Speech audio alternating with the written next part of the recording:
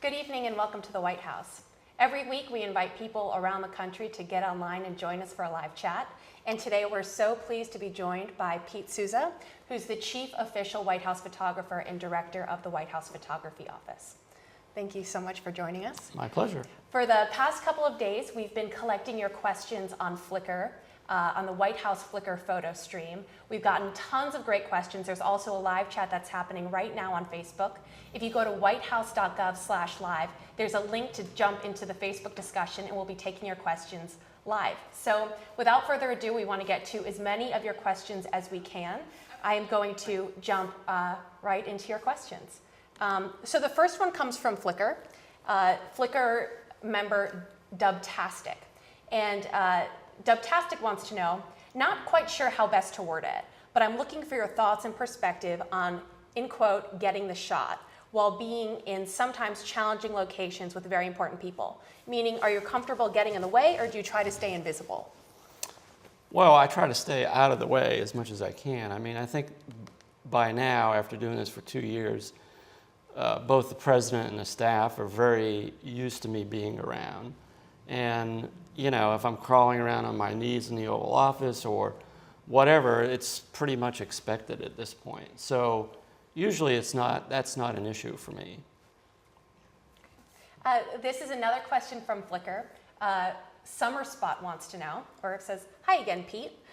Your photos provide an unprecedented degree of transparency. How does the selection and approval process work for the photos we get to see on Flickr? So that's a good question.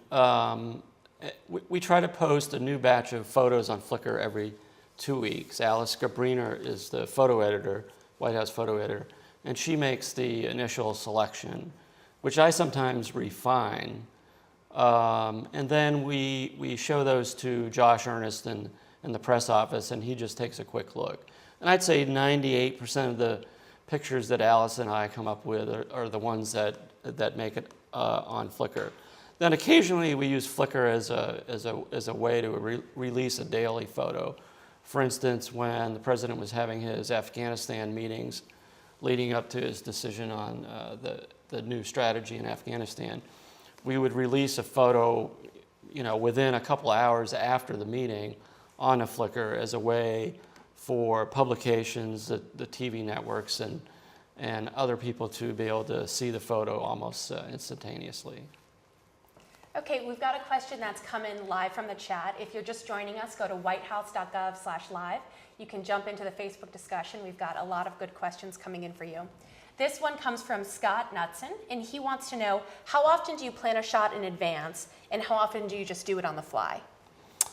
Again, another good question. I'd say, you know, 99% of the pictures I take are on the fly. I mean, I know when a meeting is going to happen most of the time, but in terms of how it's all going to unfold, it's pretty much done on the fly. There are exceptions. For instance, when we did our official cabinet photo, really the whole team, led by Chuck Kennedy, worked for weeks planning out that particular photo. But again, that was a little different because it was a set up group photo with, you know, that was lit. So much different circumstance. So I hope that answers the question. Okay, we've got a question. A couple people are asking. They're photojournalism students. This one is from Flickr member Stephen Masker. And we also have Stephen Masker is also in the live chat and submitted a question on Flickr. So we're going to answer it. He's working it both ways. Yeah, you know? he's going to get his question answered. So Stephen wants to know, I'm a senior photojournalism major graduating in May from University of North Texas in Denton, Texas. I want nothing more than to excel in photojournalism and practice persistently. What advice do you have for senior photojournalism students preparing to graduate into an unpredictable and perpetually transforming industry, which is photojournalism? Well, that's a good question. I mean, before I took this job, I was teaching at Ohio University, and you know, a lot of my students had the exact same question. It's a changing market. I think that every photojournalism student coming out of school now has to be prepared to work as a freelancer because there's just so very few staff jobs available. However, I would also advise, if possible, to try to get a job on a small newspaper where you can learn a lot just by the variety of assignments that you would get. You'd learn deadline pressure. So, if possible, I would urge the student and other students to get some good experience working at a small daily newspaper. Okay, here's a question that comes from Rob Fix, a Flickr member, and he wants to know, it would be interesting to hear your list of typical photographic considerations in order of importance when shooting, especially when in the face of a new and unfamiliar situation and surroundings. For example, considerations like composition, content, exposure, backgrounds, contrast, point of view, subject placement, etc. How do you respond to a difficult or rushed situation when one or more of these elements is comprised? I've been doing this so long that it's like osmosis. I mean, that's a hard question to answer because it sort of just depends on the situation. I mean, I look for, light and color and subject placement, all the things that the questioner asks about, and it just sort of depends on the individual situation and how it presents itself to me.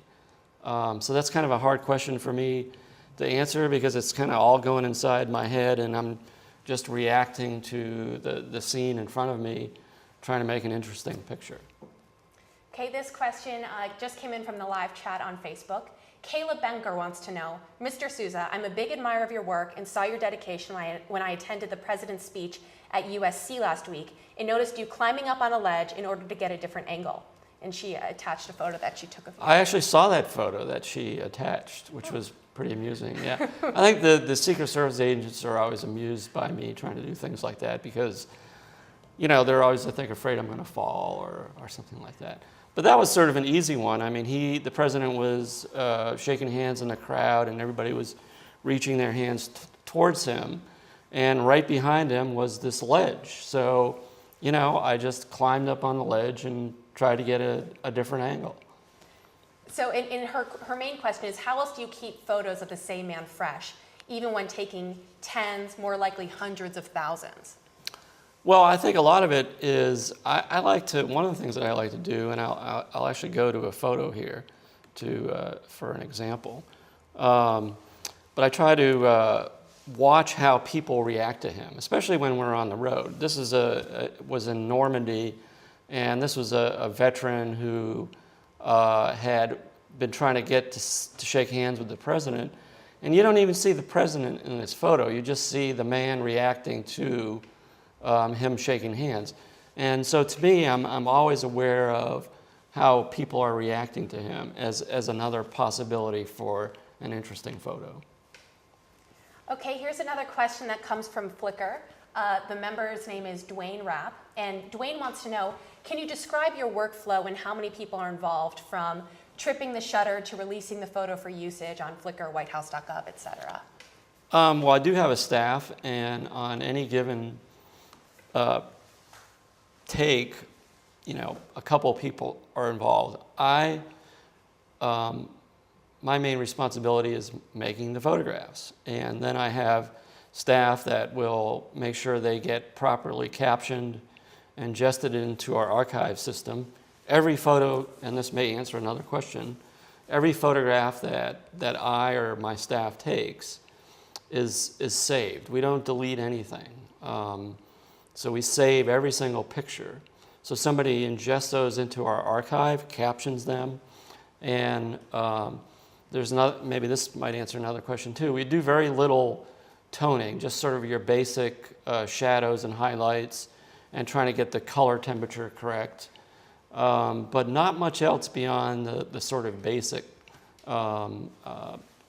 things, uses of Photoshop. We don't do much toning beyond the basics. So I don't know if that answered the question or not, but I sort of went off on a little bit of a tangent there. This question comes from Flickr member Picture Photography.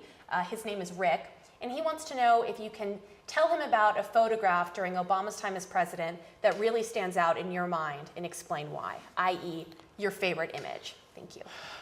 I'm going to cop out and say I don't have a favorite image. My favorite image will be the one I take tomorrow, because that's sort of what keeps me going, is trying to come up with a good picture tomorrow. And I'm sort of scrolling through here, and I'm just going to not randomly, but I'm going to, show one, maybe one of my favorites, just so you can, let's see, I'll go with this one, just because it's a little bit unusual. But this was a day when I was, let's see, hang on a second here, I'm having a little bit of, there we go. I was sitting outside the Oval Office, and the president's daughter Sasha, came by and started sneaking into the back door of the Oval Office. And the president was at the desk talking with his personal secretary, neither one of whom saw Sasha, and Sasha was kind of creeping up behind the sofa. And here you see her, Katie now, the secretary, has left the office, and Sasha is all the way to the edge of the sofa. And the president's working at the desk, and at the very last minute, she jumped up and tried to scare him, and he basically, as he said later, well, Sasha can't really scare anybody. But to me, that was such a funny picture, and it just, and I think it shows a lot about this presidency, where you have these two young girls that are always around. And so, he is a father, but he's the president. So this is one of the pictures that I sort of like because of that. So the next question comes from Steve Rhodes on Flickr. And Steve wants to know, how is it different working in the Obama White House from the Reagan White House? So just as a little bit of an introduction, I worked as a junior White House photographer during the Reagan administration when I was 12. I was 12 at the time. And so, I think the big difference is that the technology is completely different. We were shooting film then, and now everything is digital. President Reagan was like almost 50 years older than me, and now I'm a few years older than the current president. This president's a lot younger than President Reagan, so those are the sort of differences that I see. Okay, this question comes from Annabella is United on Flickr, and she wants to know, hi Mr. Souza, how are you doing? I'm going to keep it short and sweet. I'm doing good. Oh, good. Yeah. She's a second part to her question. Oh, okay. What does it feel like to photograph such an important time in U.S. history? I don't necessarily have a chance to sit down at the end of the day and sort of reflect like that. I certainly realize the importance of this particular presidency, but I'm so focused on just trying every day to make interesting pictures that I sort of haven't really had time to totally reflect on the significance of what I'm doing. At some point in time that will happen, but now I'm just so focused on every day making sure that I'm trying to make interesting pictures. Now, I will say that as back in, I sort of lose track of time, but I think it was in March when the Healthcare Reform Act passed. Those last few days as they were getting close to the number of votes that they needed, that you really felt the sense of history on those last few days. If you're just joining us, go to whitehouse.gov/live. There's a live chat that's happening on Facebook, and I encourage you to get in there and ask your questions for Pete. We have one that just came in from Nolan Hausler, and Nolan asks, does the president ever ask you to get a certain shot? Not really. He, like I said, he's so used to me being around that I think sometimes he sort of forgets that I'm in the room. And so he's not, there's been here's one that just came up the other day, and we don't even have that on the screen yet because it just happened, but we were in, I'm trying to think where we were, we were in Portland, and he saw one of his old high school friends who had just had, his friend's wife had just had a baby. And they rode in the presidential limousine from the airport to the site that we were going at.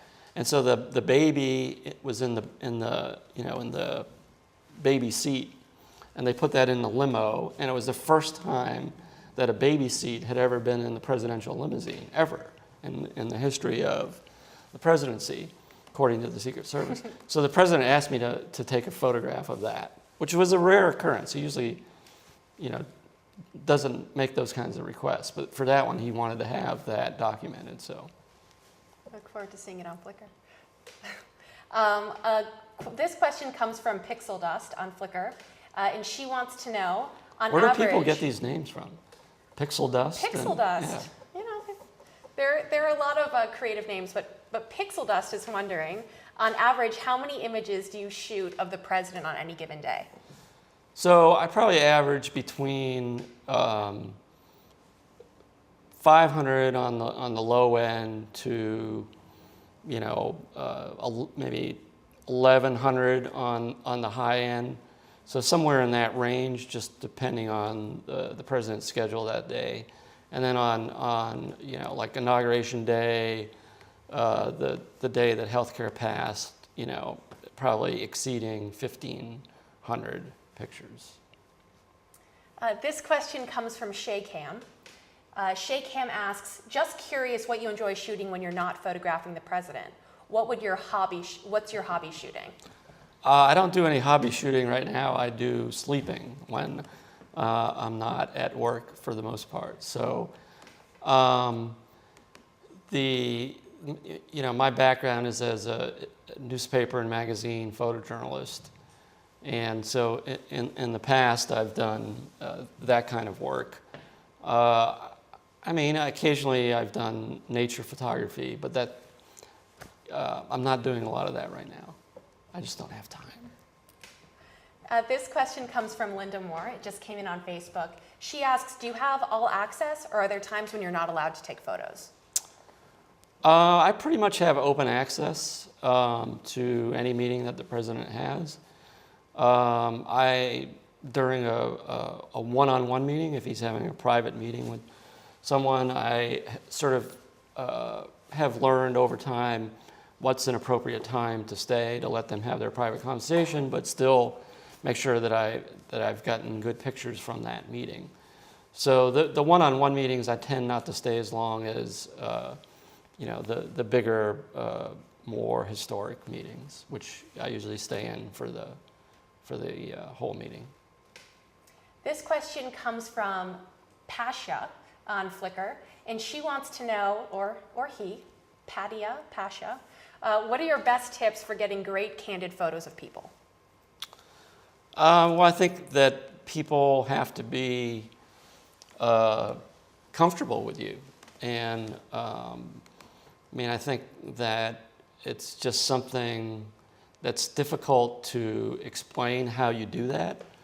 But I think you sort of have to be true to yourself. You have to blend into your surroundings. Usually I'm not engaging the president during meetings or anything like that. I sort of just do my thing. I think, and as I said, over time, people have gotten used to me being around, so it's not usually an issue. But I think for somebody that's just going into it cold, I think you've got to establish some kind of a rapport with your subject so they feel comfortable with your presence.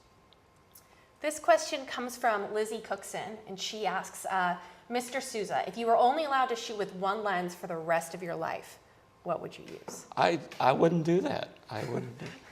No, I probably use a 35 millimeter, which is kind of a semi-wide angle lens. I probably use that lens the most, and then probably the lens that I use the second most is a telephoto lens 135. So those are the two lenses that I probably use the most. Okay. And I would want both of those with me, not just one. Okay. Well, hopefully that's good enough for you, Lizzie. So we've had a couple of questions come in like this. Recently on the White House blog, you published your favorite 10 photos, and there's one really nice moment where the President and First Lady are touching hands on a rail. And so Donna Toll and a couple of other people have asked, is it difficult capturing intimate moments with the President and First Lady?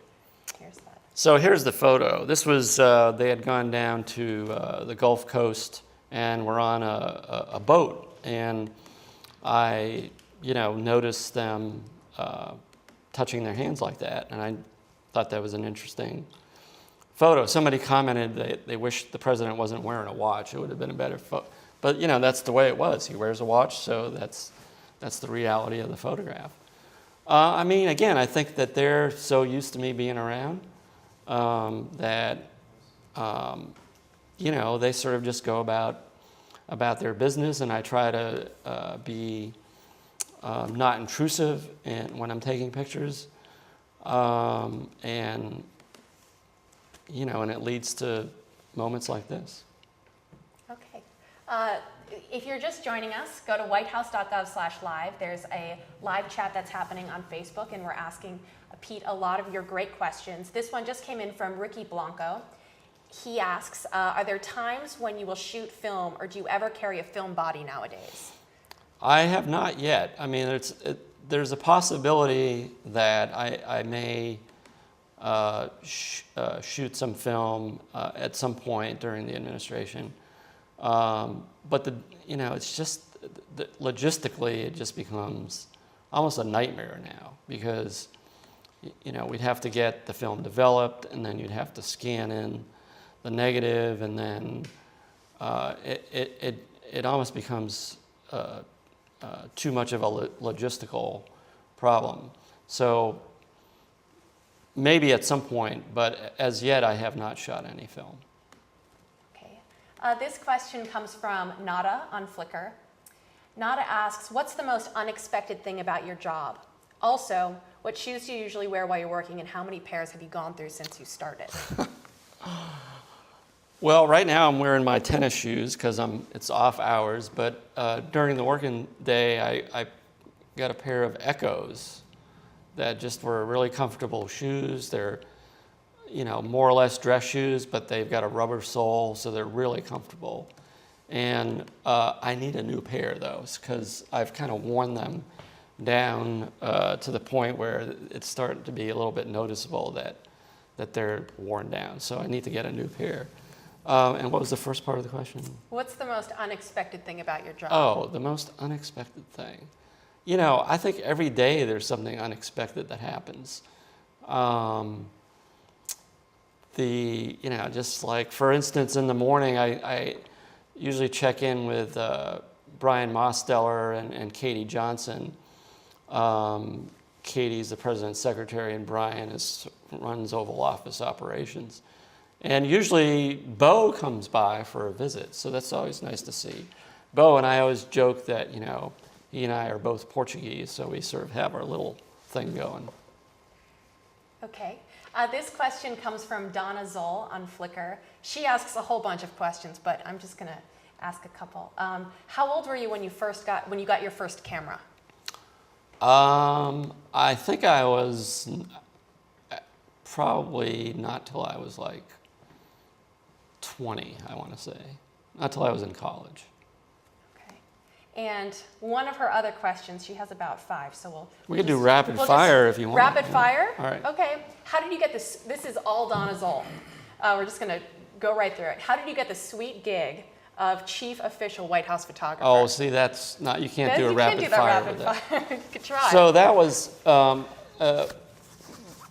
mostly because I had been working for the Chicago Tribune when Barack Obama became the senator from Illinois in 2005, and I spent a lot of time with him in 2005 because we kind of covered his first year extensively for the Tribune, so I got to know him and his staff in 2005.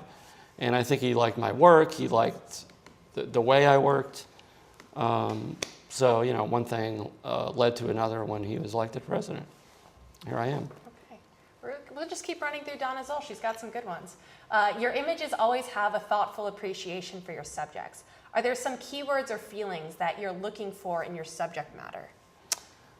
I'm just trying to capture what the true sense of what's happening in front of me. I don't know how else to say it. Whether, I've seen the president in good days and bad days, and I try to, capture that depending on the situation. Okay, and beyond documenting your subjects' lives, what element of yourself do you strive to have present in your images? What element of myself? Wow, that's getting a little... It's not easy rapid fire here. I mean, I think that, there's so many things going through my mind when I'm trying to make pictures. I mean, like for instance, sometimes great photographs can be made because of the lighting. There just happens to be a certain kind of lighting. I mean, one of the things that happens in the Oval Office is the light changes coming through the windows depending on the time of the year. So now that we're getting closer to winter, the sun's a little lower, and sometimes I can already see that it's starting to get some interesting light in the late afternoon coming in through the back windows in the Oval Office. So I'm aware of those kinds of things. Another thing that I don't know if this really answers the question, but maybe it'll answer some other question. Another thing that I try to do is provide a variety of images. In other words, sometimes the scene setter is an interesting photograph, and sometimes, the close-up. We saw the close-up of the hands. So I'll show you this scene setter from the roof of the White House during the 4th of July. So this is, the president's not in this photo. He's actually standing next to me. And I'm up on the roof watching the fireworks with him. The Killers, I believe it was playing on the South Lawn, and the fireworks started. So it made kind of an interesting scene setter. So I'm trying to keep these kinds of pictures in mind, as well as the ones that, maybe show more emotion or more close up, more intimate. So I'm trying to provide a variety as much as I can. Okay, this is the last of Donna Zoll's questions. Oh my gosh. I know, we got through them. What about photography inspires and attracts you to the medium? I don't, I went to college because I wanted to become a sports writer. And then I found that writing was too hard, but I started taking pictures. And to me, it was more fun, being able to capture a moment that can sort of live on. And, it's hard for me to describe. I just like what I'm doing. And I love the idea of the still image, that it can be instantaneously recognizable. If you think of some of the historic pictures from the last 50 years, a lot of times you can just describe the photo and everybody instantly can draw up in their mind that image. LBJ getting sworn in on Air Force One, things like that. People know the picture I'm talking about. It becomes, the still image becomes seared in your mind. And so, I don't know, I've just become attractive to capturing the still image. So Donna closed by saying, I could go on, but I'm not the only question asker in the world. Thanks for sharing yourself. I love your work. Her all-time favorite picture is the one of Robert De Niro and Bruce Springsteen, the Christmas photo with the president. Oh, well, we'll have to show that because I think I have that here. She calls it magical glee. Oh, maybe I don't have that. I thought I had that. Oh, there it is. Okay, here we go. So this was a great moment for me, too, because I am a huge Bruce Springsteen fan. And how can you not be a fan of Robert De Niro, one of the greatest actors of our times? But this was just the reception before the Kennedy Center honors when both De Niro and Springsteen were honored. So it was great. It was just a great, so this was an exciting day for me, I have to say, just because I was in not only the president's presence, but in the presence of Bruce and De Niro, so. Okay, we've got a question that's just come in from Facebook. If you're joining us now, go to whitehouse.gov/live. There's a link to Facebook, and you can ask Pete some of your questions live. This one comes from Nate Dean. Nate asks... I don't know any of these people, by the way. You don't know any of these people? No, I thought like all my friends would, take over the site or something. Oh. But well. Whatever. Next chat, we'll email it to your friends. Yeah. Nate wants to know, what's your biggest challenge photographing the president? Oh, I think the biggest challenge is trying to make interesting pictures every day. I mean, I call it the daily grind when, there's a lot of similarities from meeting to meeting. And so, it's a challenge trying to make interesting pictures on a daily basis. So I think that's probably my biggest challenge. Okay. Marissa Roman asks, this is a question that came in from Flickr. What's a typical day for you? Do you constantly follow the president around daily to all of his meetings? Do you go with him on overseas trips? Has he ever asked you not to photograph something? Yes, yes, and no. All right. How's that? That's good. Jay Lersima asks, well, he sort of has a statement and then there's a question. Don't you ever get bored shooting the same kinds of meetings? Handshakes, press conferences, etc., over and over again? Almost everything is planned in detail, so there's not much spontaneity. That must be hard for a photojournalist at heart. There's a lot of spontaneity. I mean, I think, as I said, it is a challenge daily to come up with interesting photos, but there's definitely a spontaneity. So let me find an example. This is like on just a typical trip. We were in Texas and walking through the locker room, and Marvin Nicholson, the trip director, saw the scale and decided he had to weigh himself. And as he's weighing himself, you can see, unbeknownst to him, the president's sticking his foot on the scale, and Marvin keeps pushing the lever to the right, thinking, oh my God, I've gained a lot of weight. And if you can tell by the people's reaction in the background, everybody's in on the joke except for Marvin. Marvin's the only one that didn't know what was going on. And like this moment it just sort of happened. You know, this is as spontaneous as you can get. So there are lots of spontaneous moments in this job. And it's, you know, I just have to be alert enough to capture them. Okay, we've got a question from Flickr member Carly. What's your favorite part of your job? I think, you know, like every part of it. I mean, you know, I get to walk into the White House every day and get to walk into the Oval Office and be in the presence of the president, and you know, there's really every part of it is good. Okay. Karen KT, another Flickr member, wants to know, have you ever had a run-in with the president or his staff about getting in there to get a shot? You know, I can't say that I have. I think early on the fact that I was in let me go back.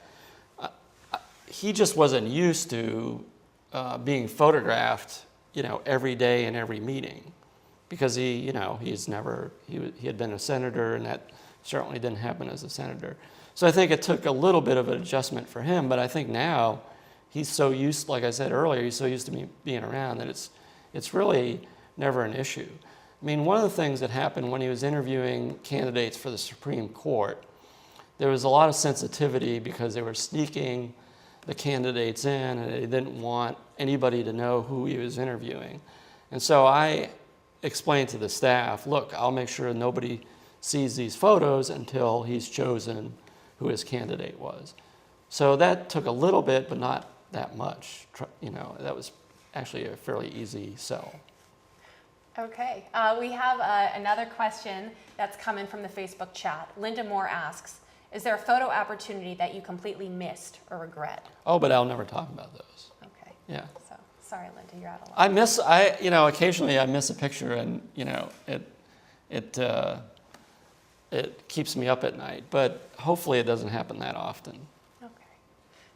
Anthony Schultz asks, so do you try new techniques, or do you stick to tried and true techniques?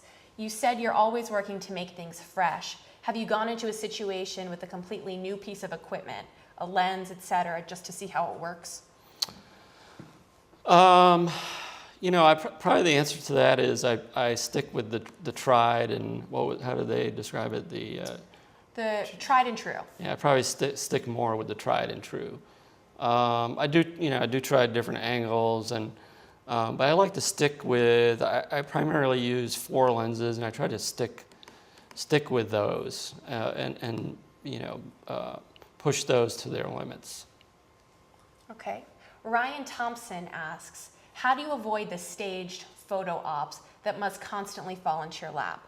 Also, what are the other photojournalists that you look up to? I'd say that 90% of my work is just capturing spontaneously what occurs.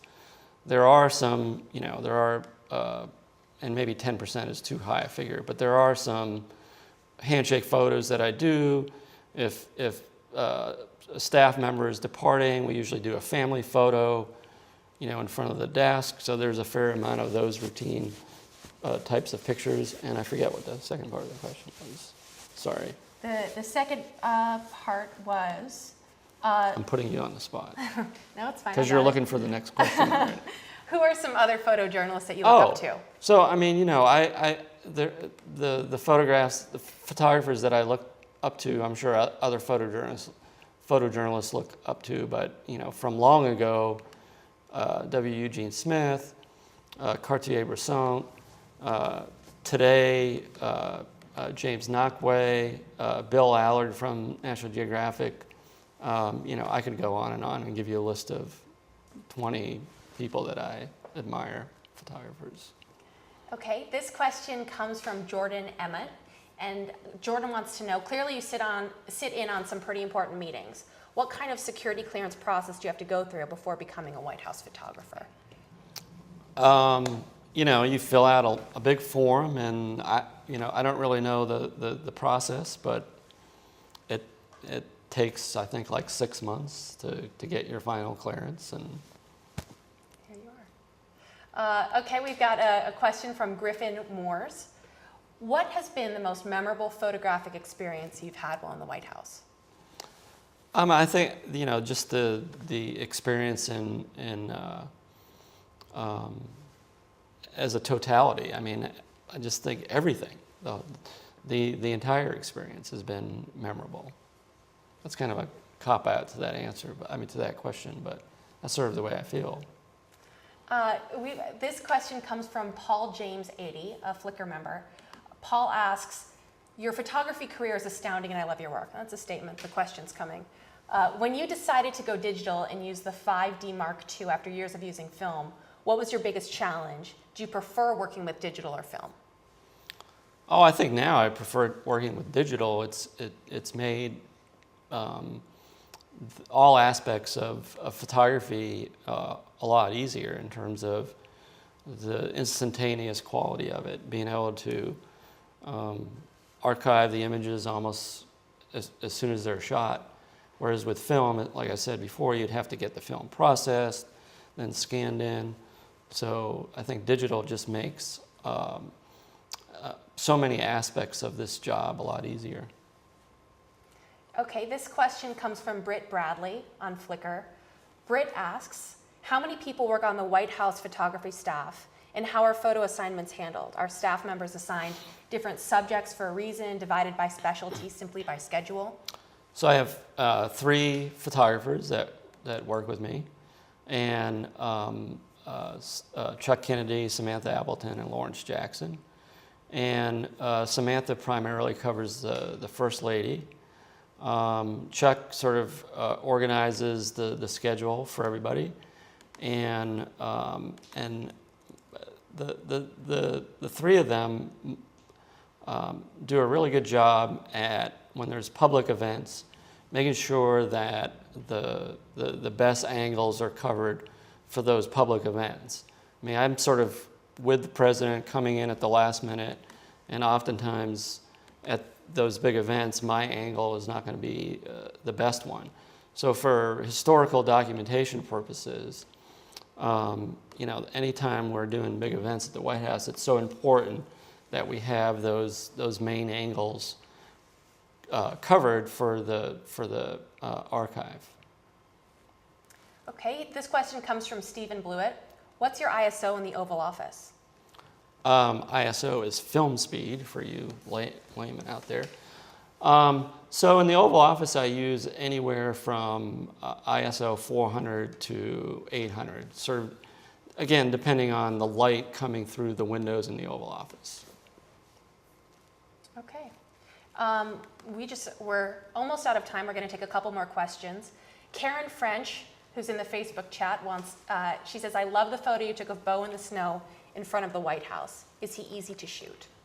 Beau is not easy to shoot because let's see if I can find that photo. I don't know if this is the one, but this was, I'm trying to think, this is actually during one of the snowstorms this last year. And I was outside just wandering around the White House grounds trying to make some interesting photos, and Beau was out there with one of the groundskeepers. So as I started walking around the grounds, Beau started following me just because he wanted to play in the snow with somebody. And so I made this photo of him. But Beau is hard to shoot, mostly because he's a black dog, and black in terms of color, and it's hard to get good detail sometimes in him because of that, because he's so dark. And I think it helped in this case that he had a lot of snow on him. So. Okay, this is going to be our last question. Jake Bloom asks, what kind of scrutiny do your shots undergo before they're shown to the public? I think I described the process of uploading pictures to Flickr, which is, Alice Gabriner, the photo editor, will choose images. I'll okay it, or sometimes we'll go back and find something different, and then we just get Josh Ernest in the press office to sign off, and that's it. Now there's instances like, for instance, with national security meetings, we've got to make sure that there's no sensitive paperwork showing. And so occasionally I'll run pictures by the national security team just to make sure that there's not a classified document, something like that. But usually it's just myself, Alice, and Josh that make the decisions on what pictures get out. Okay, we're going to take one more if you don't Okay. mind. This is a great one that came in on Flickr, and then we'll finish up the chat. But this comes from another unique username, Bad Lecroy Brown. Pete says, I like all the gear talk. We could really talk about gear until we're blue. But I'd love to hear more about your perceived impact of photographs. Are you aware of significant changes that have been made in policy or relations from your photographs? Or what's the most notable impact you're aware of from that your photography at this job has made? Thanks, and if you're ever in the San Francisco Bay Area, he'd love to help out. I think others need to answer that question. I'll just say this. I think that this administration has gone to great lengths to provide a lot more transparency. The fact that a lot of these behind-the-scenes photographs are being released to the public now, as opposed to 20 years from now, is extraordinary. It's never really happened before. And that's a decision that the administration made from, almost day one. Now, in terms of what impact that's having, I don't know. Other people probably have opinions on that and are in a better position to make those opinions. So for me, I'm too insulated to really know what impact the photographs are having. Okay, well, thank you so much, Pete, for joining us. Thanks for everyone that's online that asked your questions on Flickr. This video will be posted shortly, so if you missed any of it, you can check it out on whitehouse.gov. I encourage you to check out the Flickr photo stream, flickr.com/whitehouse, or go to whitehouse.gov/photos to check out more of Pete's work and some of the images that he showed you today. So thanks and have a good night. Thanks.